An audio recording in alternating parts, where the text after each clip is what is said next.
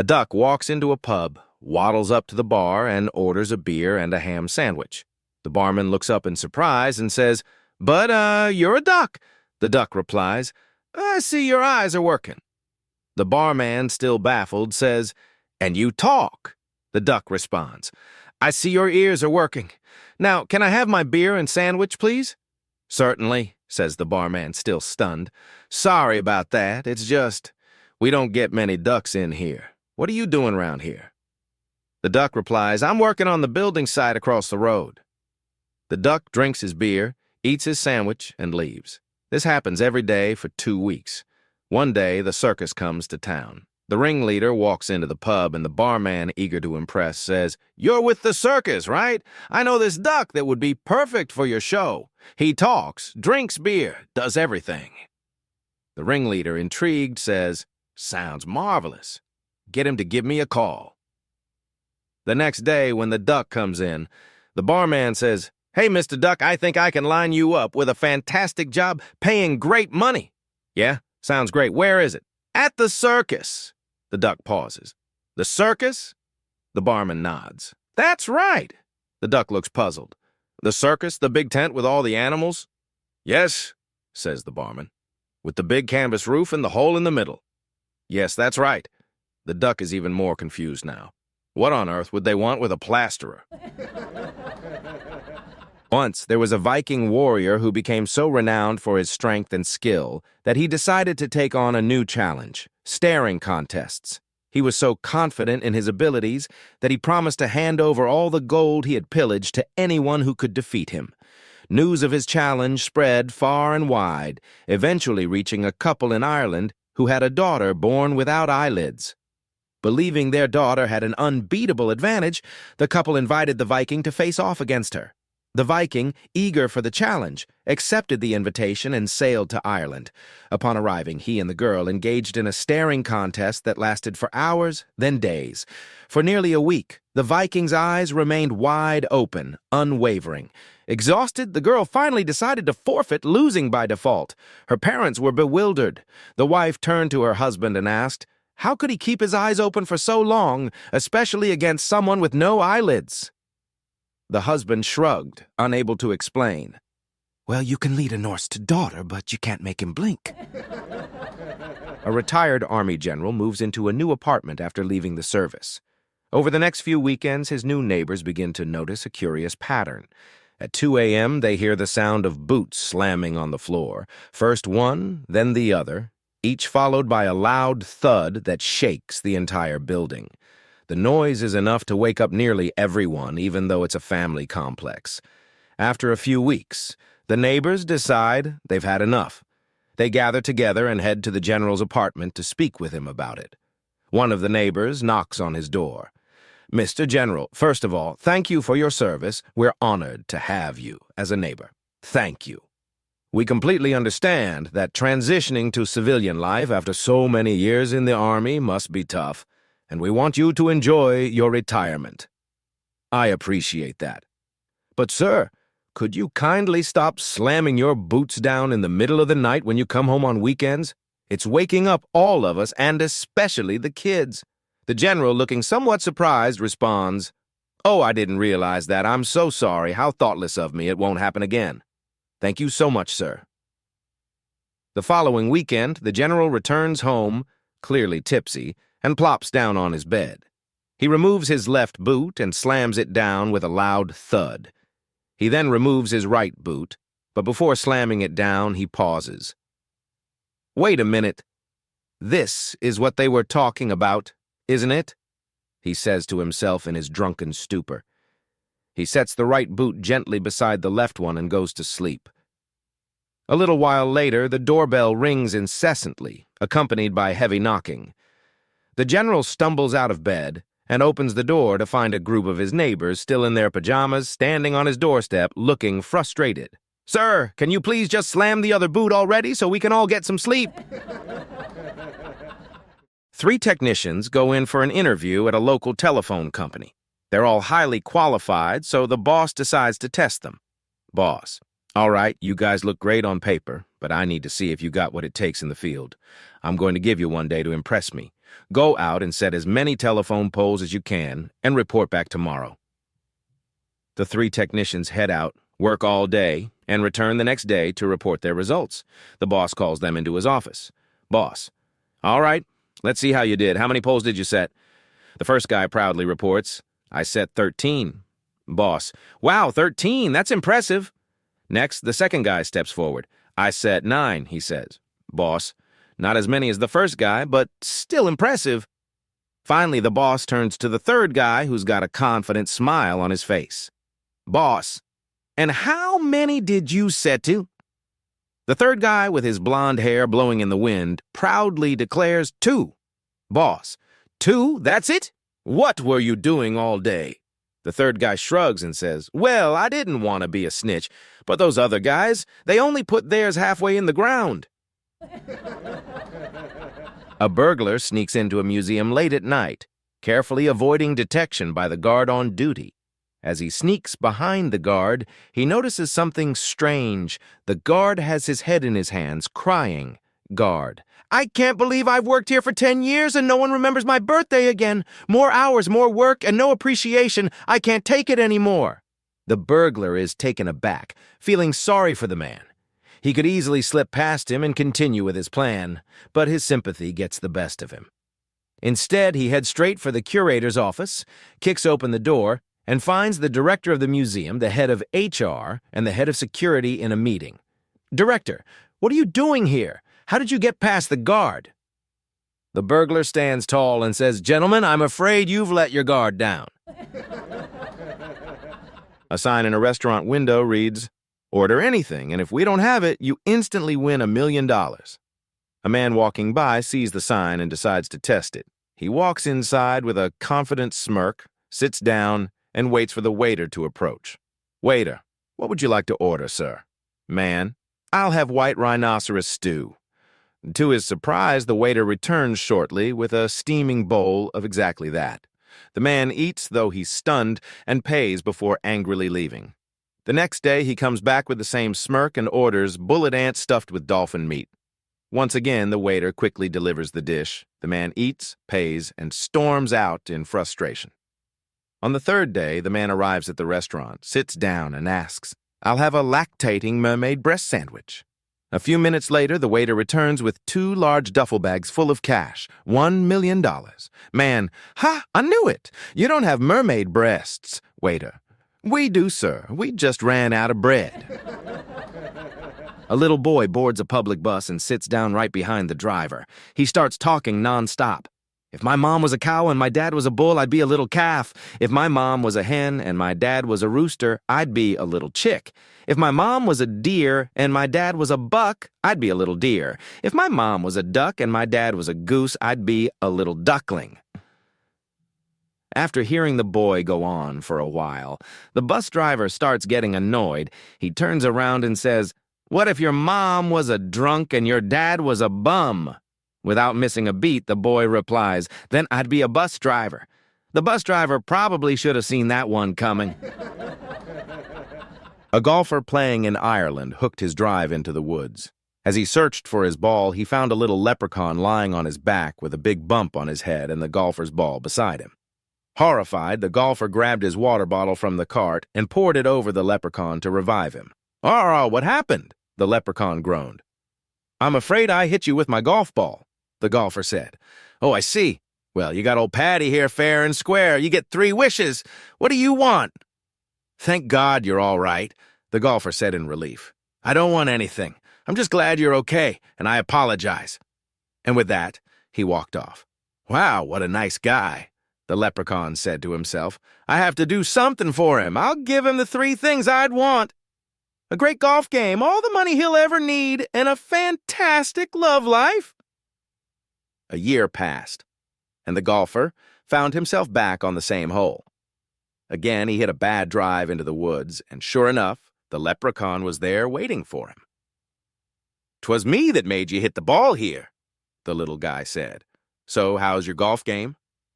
"My game's fantastic," the golfer answered. "I'm an internationally famous golfer now." He smiled and added, "By the way, it's good to see you're all right." "I'm fine, thank you.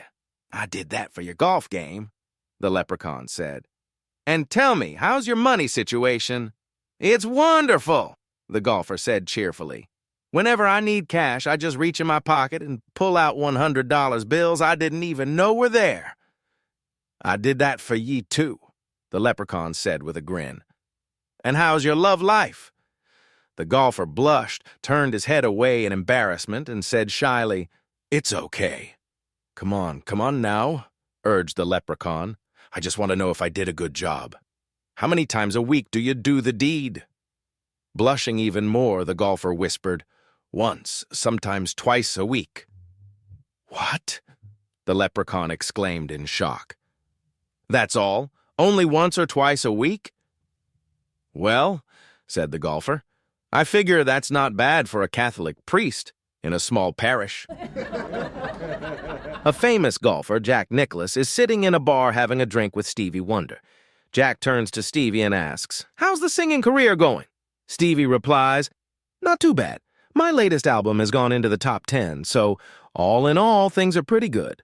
By the way, how's the golf?" Jack responds, "Not too bad. I'm not winning as much as I used to, but I'm still making a bit of money. I've had some problems with my swing, but I think I've got it right now."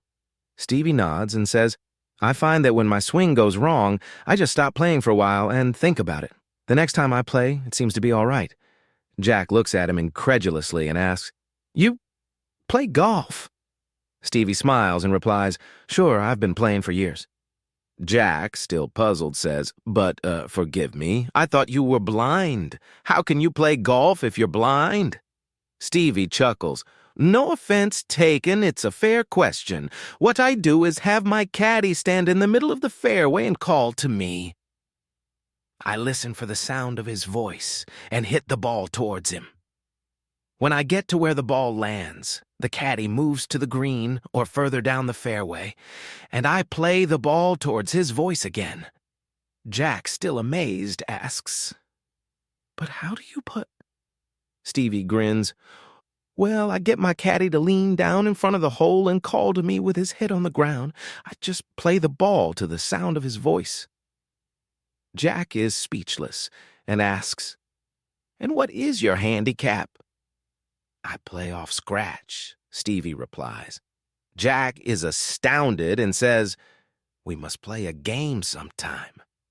Stevie smiles and says, "Well, people don't take me seriously, so I only play for money. I never play for less than $100,000 a hole." Jack, thinking it over, says, "Okay, I'm up for that. When would you like to play?" Stevie shrugs. "I don't care. Any night next week is fine with me." Two friends went out to play golf, and as they were about to tee off, one of them noticed that his partner only had one golf ball. "Don't you have at least one other golf ball?" he asked. The other guy replied, "No, I only need the one." "Are you sure?" the friend persisted. "What happens if you lose that ball?" "It's a very special golf ball," the other guy said confidently. "I won't lose it, so I don't need another one." "What happens if you miss your shot and the ball lands in the lake?" his friend asked. "That's okay," he replied. "This special golf ball floats. I'll be able to retrieve it." "All right, but what if you hit it into the trees and it gets lost among the bushes and shrubs?" "That's okay, too. This ball has a homing beacon. I'll get it back, no problem." Exasperated, the friend asked, "Okay, but what if the game goes late, the sun sets, and you hit your ball into a sand trap? What are you going to do then?" "No problem," the other guy said. "This ball is fluorescent. I'll be able to see it in the dark." Finally, the friend, now convinced, asked, "Okay, so where did you get a golf ball like that?" The other guy smiled and said, "I found it."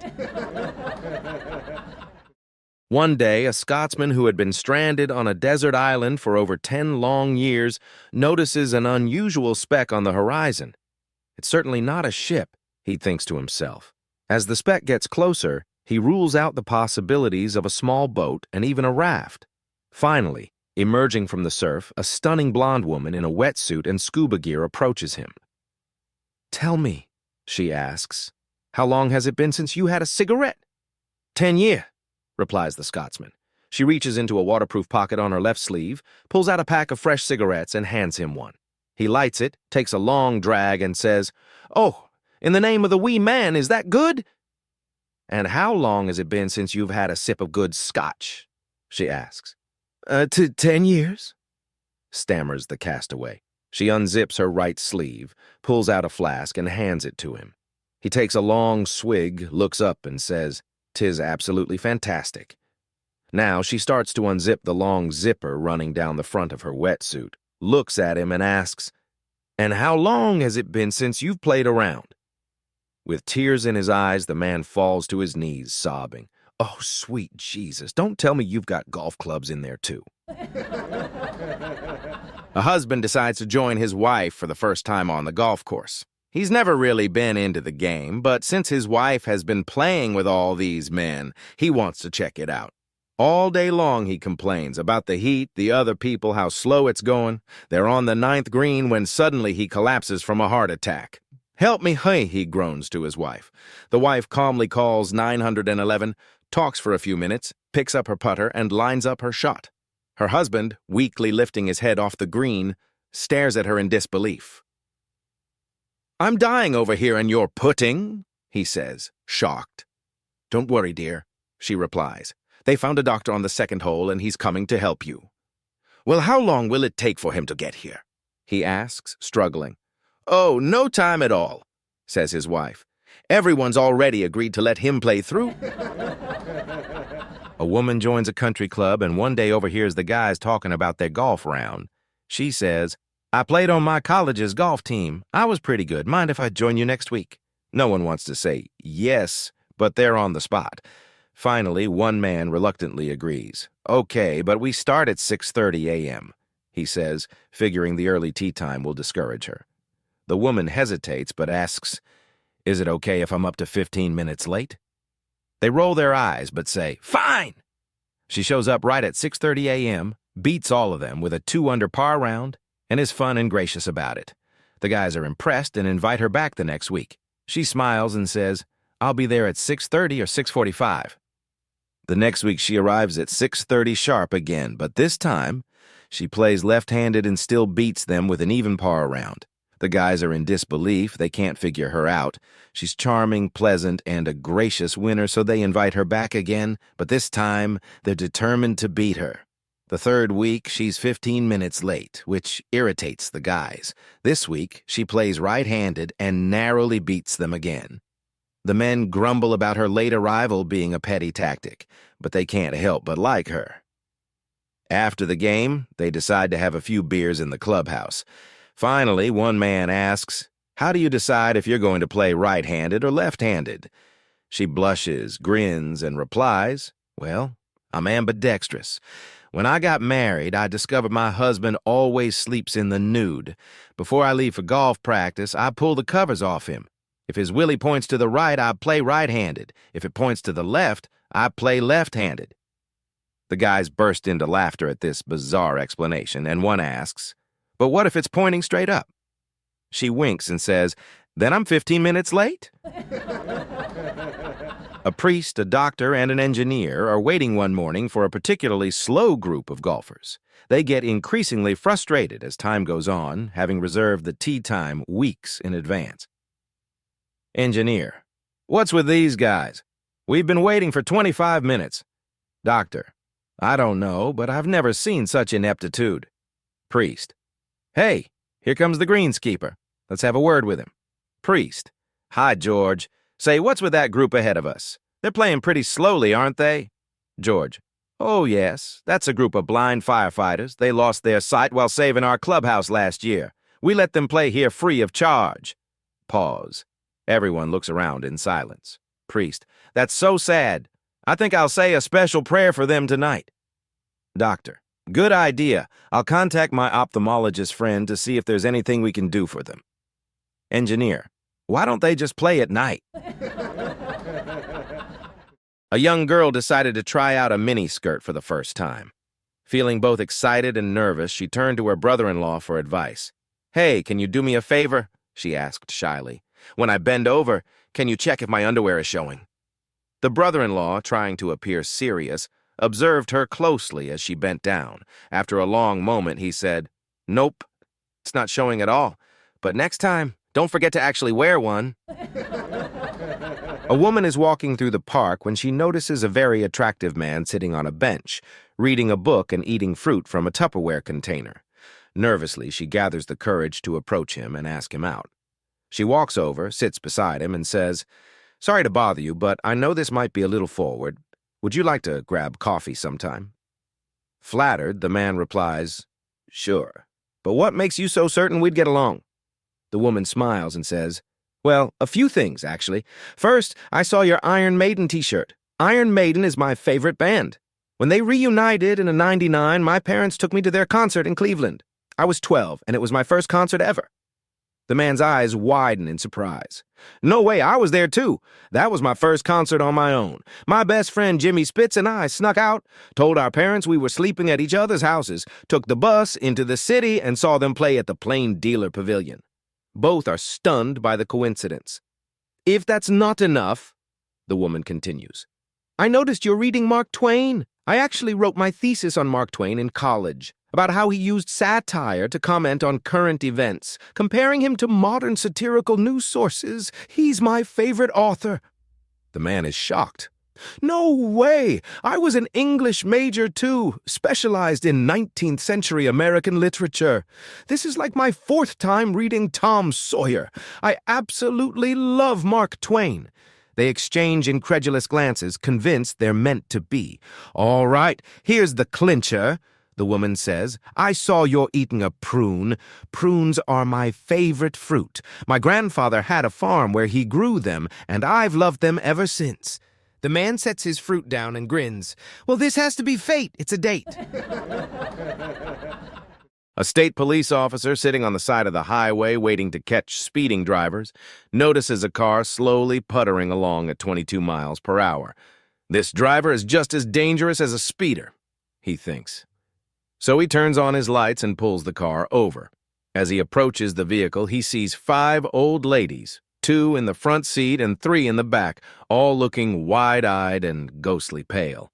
The driver, looking confused, says, "Officer, I don't understand. I was doing exactly the speed limit. What's the problem?" "Ma'am," the officer replies, "you weren't speeding, but driving slower than the speed limit can also be dangerous to other drivers."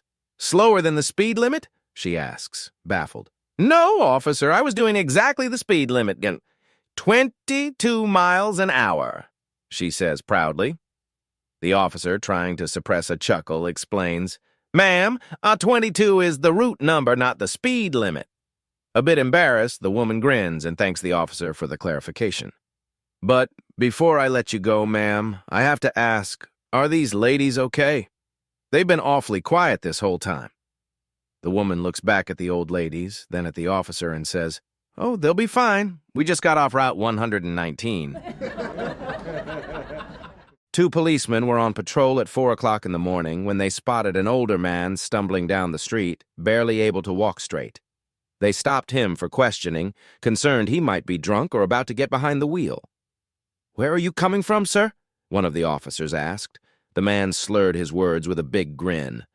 "I come from the best place in the world, my favorite bar, with the best drinks and the friendliest girls, each one more charming than the last." He winked at the officers.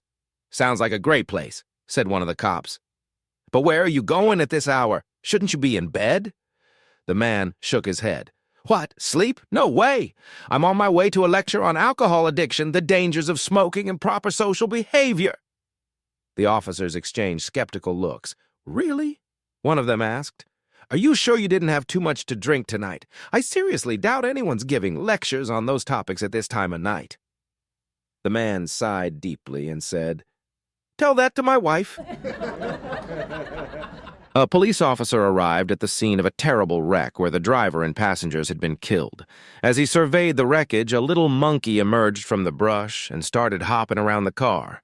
The officer, perplexed, looked at the monkey and said, "I wish you could talk." To his surprise, the monkey nodded his head up and down. "You understand me?" asked the officer. The monkey nodded again. "Did you see what happened here?" The monkey nodded. "What happened?" the officer asked. The monkey mimicked holding a can and tipping it up to his mouth. They were drinking? Asked the officer. The monkey nodded. What else? The officer pressed. The monkey pinched his fingers together and held them to his mouth. They were smoking marijuana? The officer asked. The monkey nodded again. And what were you doing during all this? The officer asked. The monkey pointed to himself and mimicked driving. The officer stared in disbelief. Wait a minute. You were driving? The monkey shrugged, as if to say, What do you expect? I was the designated driver. I got pulled over earlier today. Cop. License and registration, sir. You're showing signs of being drunk. Me. Officer, I assure you, I haven't even had a sip. Cop. All right, sir. Well, how about a quick test? Imagine you're driving down a dark road and see two lights in the distance. What is it? Me. A car? Cop. Of course. But what kind? A Chevy, Dodge, or Ford? Me. How the hell am I supposed to know?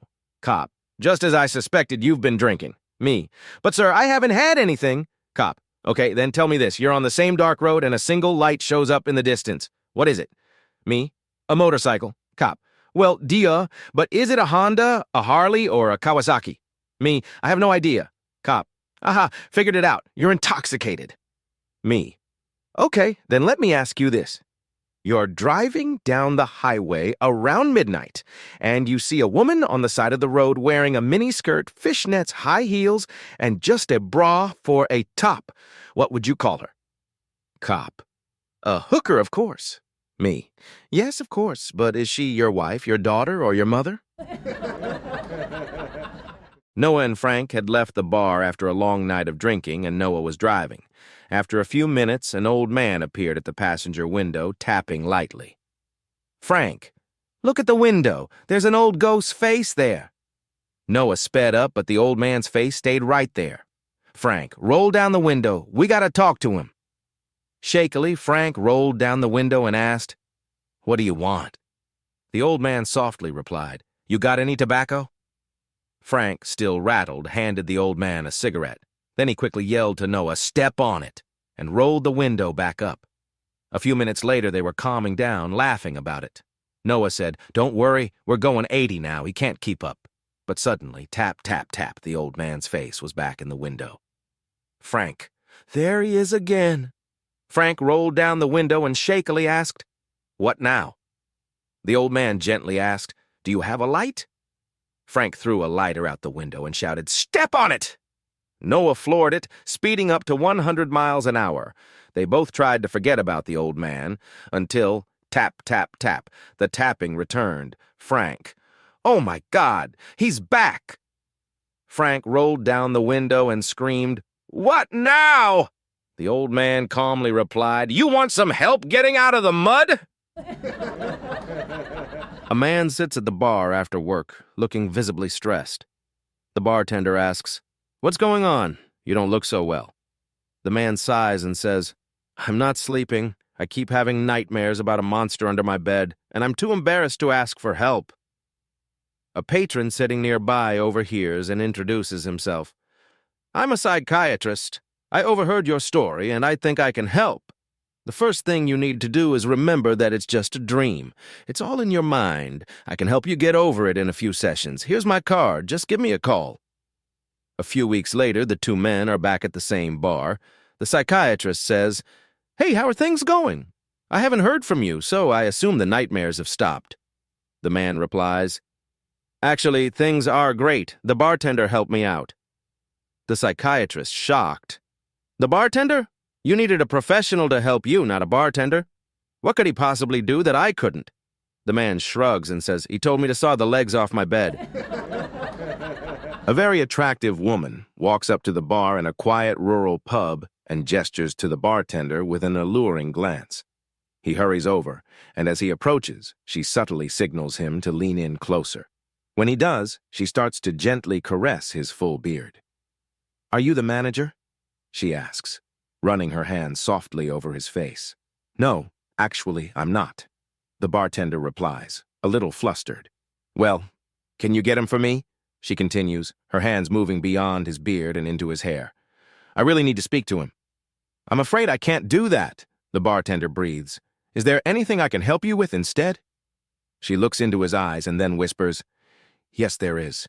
I need you to give him a message. Intrigued, he leans in even closer. What should I tell him? With a sly smile, she leans in and whispers, Tell him there's no toilet paper or hand soap in the ladies' room.